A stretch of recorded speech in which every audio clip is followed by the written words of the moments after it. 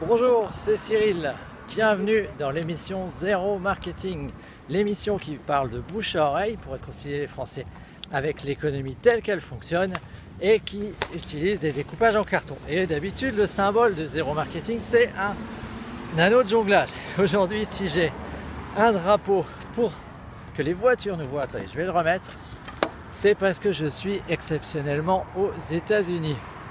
Et oui, vous avez remarqué que la séance, la playlist, on va dire, la saison estivale de Zéro Marketing, c'est quelque chose de différent. Parce que d'habitude, l'émission, c'est avec des découpages en carton. Et là, depuis quelques semaines, je suis singulièrement différent. Durant toute l'année, j'arrête pas de parler de choses qui sont relatives aux routines. La puissance de vos routines quotidiennes. La puissance du fait d'apprendre une langue avec un pas tous les jours. Le fait de développer un réseau avec quelques actions quotidiennes. Mais durant l'été, c'est clairement pas ce qu'il y a à faire.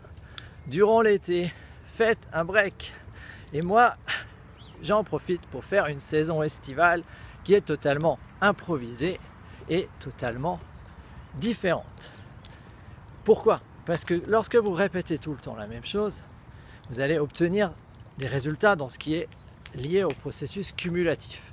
Mais vous n'obtiendrez pas le moyen de passer au niveau supérieur. Pour passer au niveau supérieur, vous avez besoin de choses exceptionnelles. Et donc là, ce qui est exceptionnel pour nous cette semaine, c'est d'être aux États-Unis, où je me trouve actuellement avec ma fille et une partie de notre équipe. Et nous sommes à la convention internationale de la société de marketing de réseau avec laquelle nous travaillons. Et il s'agit de USANA. USANA. Voilà, on a nos t-shirts, on est content. USANA Live.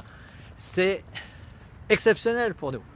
Ce qui est exceptionnel aussi, c'est qu'on fasse partie des pionniers parce que USANA est une société qui est dans le marketing de réseau depuis bientôt 30 ans et relativement jeune en Europe.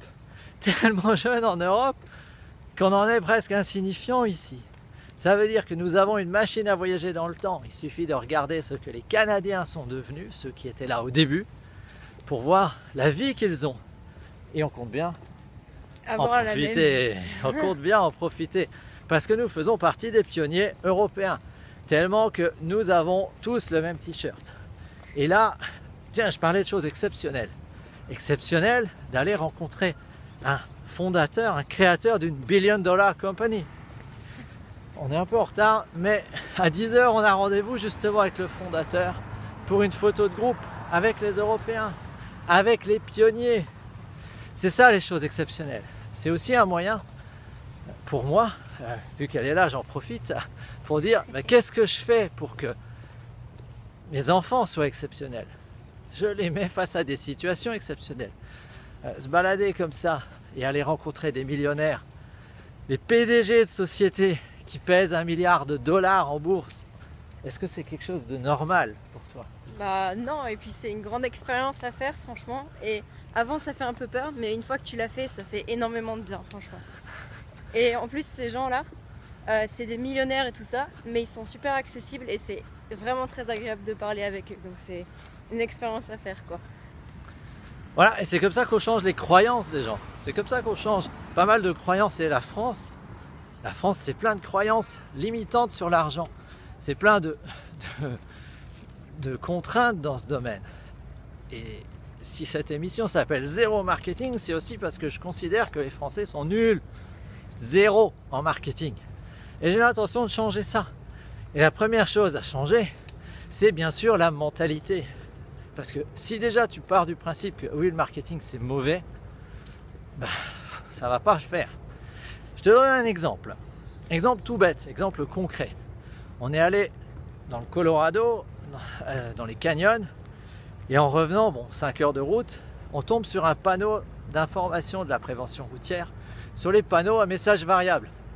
Qu'est-ce qu'on aurait mis en France ? On aurait mis respecter les limites, autoroute 10 fois plus sûre. Le truc dont, ouais, et alors, on s'en branle. Là, on tombe sur quoi ? Leave speed to Keanu Reeves and drive the limits. Ça c'est un machin qui fait référence au film Speed avec Keanu Reeves. Qu'est-ce que c'est que ce truc? Et il se trouve que hier, parce que je suis aussi consultant dans les services publics, j'avais rendez-vous avec des membres du gouvernement de l'Utah pour parler justement de services publics. Et comme ils savaient que je m'intéresse à tout ce qui est transportation, on a discuté de leur système transportation. Et c'est comme ça que j'ai eu le fin mot de l'histoire. Donc, le département qui gère le highway, chaque semaine, il a un message marrant. Il a un message humoristique qui est destiné à capter l'attention. Tout simplement parce qu'ils savent que comme ça, les gens les regardent leurs messages. Donc ils ont des messages chiants comme nous, dans le genre accident à 5 km, etc. Mais les gens les regardent parce qu'ils sont à la recherche du prochain message humoristique de la semaine. Parce qu'ils veulent savoir. Donc tu vois, même les fonctionnaires ici font du marketing. Parce qu'ils sont en concurrence avec des pubs sur tous les côtés, avec les avocats, sur ton prochain procès du prochain accident, sur comment refaire tes dents pour avoir un super sourire. Qu'est-ce qu'il y a comme autre pub à la con? Ah, sur les opioïdes. Si, ils ont un vrai problème. Ah, il y avait du Botox aussi. Hein. Ah oui, oui, oui. Ah, ça, c'était un super slogan. En parlant de marketing, on est en train de se faire mouiller là, parce qu'ils passent leur temps à arroser leur pelouse le matin. Un super slogan, c'était jusqu'à présent, les femmes avaient les diamants pour meilleur ami. Pour meilleur ami, et maintenant il y a le Botox. et puis est arrivé le Botox. Bref, tu vois que même pour du service public, même pour passer un message de prévention routière, tu as besoin de marketing. Et si même les fonctionnaires font du marketing ici, c'est qu'il y a des choses à apprendre. Alors nous, on tremble à l'idée de dire « Ah, le marketing, ah, machin ». Les gens veulent vendre plus, ah, les méchants. On est dans un système libéral, dans une économie de marché. Si tu n'es pas content, il te reste la Corée du Nord, Cuba, ou être malheureux. Donc c'est aussi pour ça que j'ai décidé d'appeler cette émission l'économie telle qu'elle fonctionne et non pas telle que tu aimerais qu'elle soit. Parce que oui, peut-être que tu aimerais qu'elle soit plus gentille avec la planète, on en a vraiment besoin. Je trouve ça complètement idiot d'ailleurs d'arroser les pelouses comme ça là, dans un climat désertique. C'est vrai que c'est sympa d'avoir des pelouses ici, mais l'Utah, il faut savoir que l'Utah a des problèmes de ressources en eau. Mais quand on les voit arroser les pelouses, on se dit qu'ils n'ont pas tous compris qu'ils ont de vrais problèmes de ressources en eau à l'avenir. Mais bon, j'ai pas abordé ce genre de considération avec mes collègues du gouvernement hier, tout simplement parce que les ressources en eau, ça fait partie des choses qui vont les ramener dans les limites. Et tiens, on va en profiter pour faire quelques vues là. On va traverser bientôt cette petite avenue de 2 fois 3 voies, comme la plupart des routes ici. Il n'y a rien de petit ici, hein. À part les colibris et les écureuils, les chipmunks, tout le reste c'est très grand. Mais voilà, hop, c'est à nous. Allons-y. Mon chaperon va s'assurer que je ne me fais pas écraser en regardant un écran, ce qui est un vrai danger. Mais bon, revenons à nos moutons, revenons à ce qui est exceptionnel.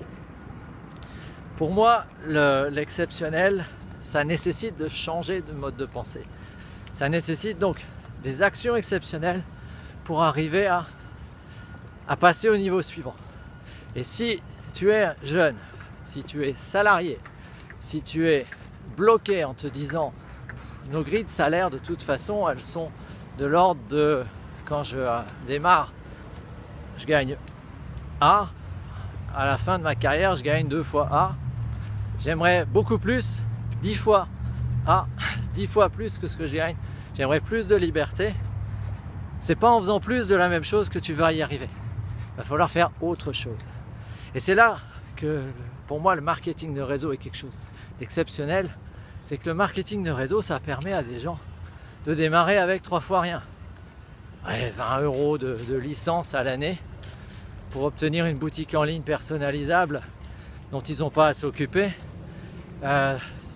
des produits que tu peux fourguer à tes clients, tes premiers clients si tu n'as pas compris, que tu peux vendre à tes premiers clients si tu as appris à le vendre, que tu peux consommer toi-même, parce que l'ambiguïté du marketing de réseau, c'est que la société a un produit qu'elle vend à ses clients et elle donne la possibilité à certains de ses clients de recommander ce produit qu'ils apprécient et qu'ils aiment.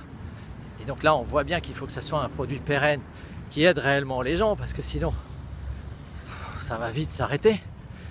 Et de bâtir un business et donc de toucher un pourcentage qui est de plus en plus important selon leurs efforts. C'est toujours construit de la même manière, de sorte que seuls les plus accrochés, ceux qui apprécient le plus les produits, sont le plus capables de franchir les épreuves, et il y en a, et notamment le rejet, puisque statistiquement c'est tout à fait normal. Tu serais un génie si tu avais moins de 70% des gens qui te disent ça m'intéresse pas tes produits. Et au début c'est plutôt 99 à 100% des gens qui vont te dire ça m'intéresse pas tes produits, ou distribuer ces produits ça m'intéresse pas. Donc il y a des moments, prendre autant de rejets, ça en est presque, tu as envie de vomir. Et puis après, c'est un investissement. Investissement dans le fait que c'est un business. Mais c'est pas un business qui t'apporte. Ouais, on a 15 secondes pour traverser, mais c'est quand même sacrément long. Donc là, 9 secondes avant de lâcher la meute qui est juste à côté de nous. 3, ça y est, on y est. Et il démarre.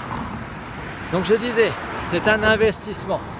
Par exemple, venir ici, se taper 20 heures de voyage pour être là avec notre équipe, pour rencontrer justement le fondateur, pour discuter avec le PDG, pour rencontrer les scientifiques, pour discuter avec les vice-présidents, etc., avec les gens en qui nous avons confiance et avec qui nous avons besoin de bâtir la confiance, c'est un certain investissement. Et s'il y a un truc qui m'énerve vraiment beaucoup, c'est ceux qui disent on a dans le marketing de réseau, la plupart des gens perdent de l'argent. C'est pas qu'ils perdent de l'argent, c'est qu'ils achètent des produits qu'ils vont consommer. Et puis, on va juste attendre le passage du camion. C'est l'inconvénient de tourner en pleine rue. C'est pas que tu perds de l'argent, c'est que tu achètes des produits comme un consommateur. Ce que tu mets dans ton business, c'est « failli me faire choper par le train », donc c'est bien d'avoir un chaperon quand tu fais ce genre. Mais si, ils sont tous... On s'en fout, on changera. Je te suis et... On s'en fout. Est-ce que c'est le bon Trax? Déjà, est-ce qu'on est dans le bon Trax? C'est pas le bon Trax. Il va où celui-là? Justement, c'est ce que je te dis. On va on est à troller là. Bah oui. Comment on fait pour pas avoir? Pourquoi il y a un green? Parce qu'il va continuer sur green, mais nous on change à courthouse. On s'en fout. Ok. Bah oui. Ça veut dire qu'il y en a plus que la simple ligne rouge. Tu vois, tu veux qu'il aille où? C'est une ligne de tram. Il peut pas saisir. Bon, désolé pour l'intermède, hein, mais voilà. Ça fait partie justement des investissements, ça fait partie de sortir de sa zone de confort, ça fait partie des choses qu'un marketeur de réseau est obligé de faire. Parce que si tu veux être plus qu'un consommateur des produits, tu as besoin de devenir un entrepreneur. Alors quand on me dit, oui, la plupart des gens perdent de l'argent, et non, ils ne perdent pas de l'argent, ils dépensent de l'argent pour acquérir leurs produits, et c'est la définition d'un client. Si ce sont de vrais distributeurs, ils vont investir l'argent. Ouais. Bon, désolé pour cette interruption et désolé pour le fait qu'il y ait 2 vidéos pour cette semaine au lieu d'une, mais voilà, mon iPhone était plein et j'ai pas de moyen de monter la vidéo ici, donc voilà, tu vas avoir une vidéo tronquée et puis je vais garder celle-ci très très courte pour qu'on en finisse pas comme ça. Donc ce que je disais, c'est que la plupart des gens en marketing de réseau sont des clients et c'est pour ça qu'on est très très bien accueillis, parce que la société nous accueille en tant que clients. Certains deviennent la personne qui peut être un entrepreneur et peuvent bâtir de très très très beaux business. Et là on vient de rencontrer des dizaines de millionnaires et on a vraiment l'intention d'en faire partie. Si cette vidéo peut aider quelqu'un à changer ses barrières mentales, ben, clique sur j'aime et partage-la. Si tu ne peux pas la voir et la précédente non plus, clique sur j'aime pas et je m'en fous de ce que tu penses. Parce que justement, le gros avantage, et c'est exactement ce que je fais ici, c'est je me fous de savoir ce que les autres pensent. Nous, on sait où on va. On sait où on va. Ouais, on sait où on va et on va changer. Et à la prochaine. Zéro marketing, la version normale, la saison 2 reprendra début septembre. Si tu es toujours de l'aventure, laisse un commentaire. Rejoins-moi sur mes réseaux sociaux, sur Facebook, cyril.ursel.1, volcanique.cool, le site de notre équipe. Et puis, bonne fin de vacances. Allez, salut!